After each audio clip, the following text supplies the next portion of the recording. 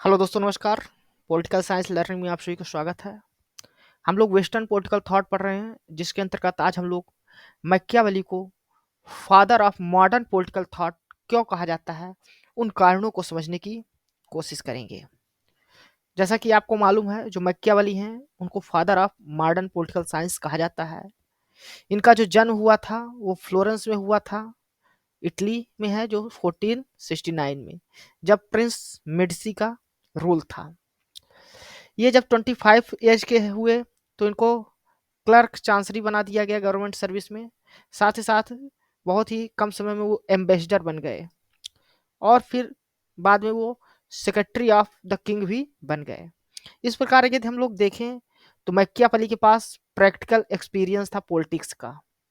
उनको एडमिनिस्ट्रेशन और political experience दोनों था। वो डिप्लोमेट के रूप में भी कई देशों में कार्य किए थे। आइए अब जानते हैं कि मैकियावेली को father of political science, modern political science क्यों कहा जाता है। पहला कारण यह है कि उनका जो अप्रोच था वो सेकुलर अप्रोच था। मैकियावेली पहला ऐसा राजनीति विचारक था जिसने अपनी पुस्तक प्रिंस और डिस्कोर्सेस ऑन लेवी में राज्य का सेकुलर व्यू पॉइंट दिया। और वह जो उस समय के डोमिनेंट पॉलिटिकल थॉट थे, जिसमें धर्म और नैतिकता को ज्यादा महत्व दिया जाता था, उससे अलग था। उसने राजनीति को धर्म और नैतिकता से अलग किया। अब हम लोग दूसरा कारण देखते हैं। दूसरा कारण क्या था कि उसका रियलिज्म और प्रैक्टिकलिटी पर वो ध्यान देता था। रियलिज्म और प्रैक्टिकलिटी की बात करता था। मैकियावेली अपने लेखन में प्रैग्मेटिक अप्रोच का प्रयोग करता है। उसका मानना था कि राजनीतिक नेताओं को आदर्शवादी या यूटोपियन प्रिंसिपल के स्थान पे शक्ति या पावर को महत्व देना चाहिए। उसने ह्यूमन नेचर और हिस्टोरिकल एग्जाम्पल को ध्यान में रखकर शासन करना चाहिए, ऐसा बताता है। नेक्स्ट देखते हैं मैकियावेली नेचर ऑफ पावर और मैकियावेली स्टडी ऑफ पावर और स्ट्रेटजी की बात करता है। मैकियावेली नेचर ऑफ पावर, उसके एक्विजिशन और उसके मेंटेनेंस की बात करता है। उसका मानना है कि फोर्स और स्ट्रेटेजिक प्लानिंग को आवश्यकता के अनुसार प्रयोग करना चाहिए। इस प्रकार हम लोग देखें तो मैकियावेली कुछ ऐसी बातों की बात करता है जो मॉडर्न स्टेट में हमको देखने की मिलते हैं, क्योंकि मॉडर्न स्टेट जो है वो देखा जाए तो पावर रिलेशन की बात करता है, स्ट्रेटेजिक थिंकिंग की बात करता है, स्ट्रेटेजिक लोकेशन की बात करता है। तो ये सब चीजें उसमें हम लोग मैकियावेली में देख सकते हैं। नेक्स्ट है मैकियावेली का जो फोकस है वो सिविक वर्च्यू और रिपब्लिक्स पर है। मैकियावेली अपनी पुस्तक में एक तरफ तो मोनार्की की बात करता है, हम लोग देख रहे हैं, लेकिन वहीं दूसरी तरफ उसकी जो पुस्तक है डिस्कोर्सेस ऑन लिवी, उसमें वो सिविक और रिपब्लिकन गवर्नमेंट की बात करता है।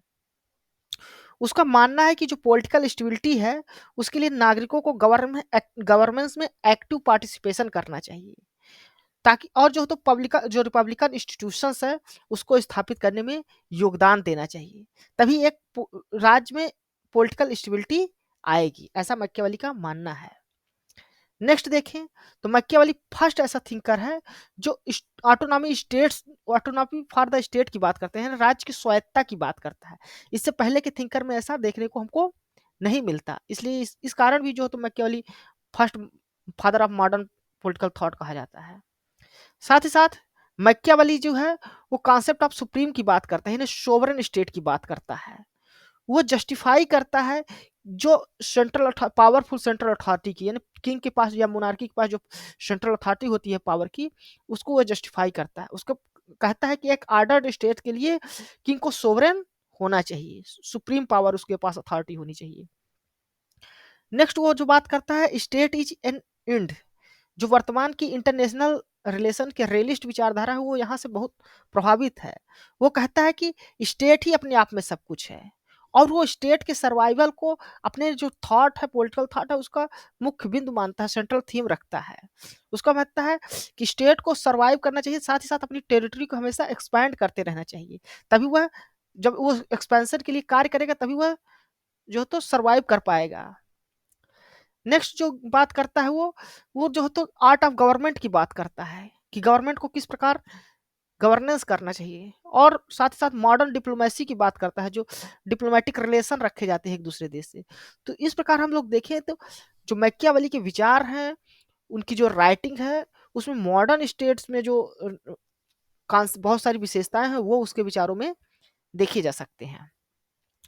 मैकियावेली को चाइल्ड ऑफ रिनेसेंस या चाइल्ड ऑफ हिज टाइम भी कहा जाता है, क्योंकि मैकियावेली पुनर्जागरण के काल में, रिनेसेंस के काल में जी रहा था, और वह वो उस समय की जो थिंकिंग थी, विचारधारा से उससे अपने जो पॉलिटिकल साइंस है या पॉलिटिकल फील्ड है उसको प्रभावित किया अपने राइटिंग से, तो इसलिए चाइल्ड ऑफ रिनेसेंस भी कहा जाता है।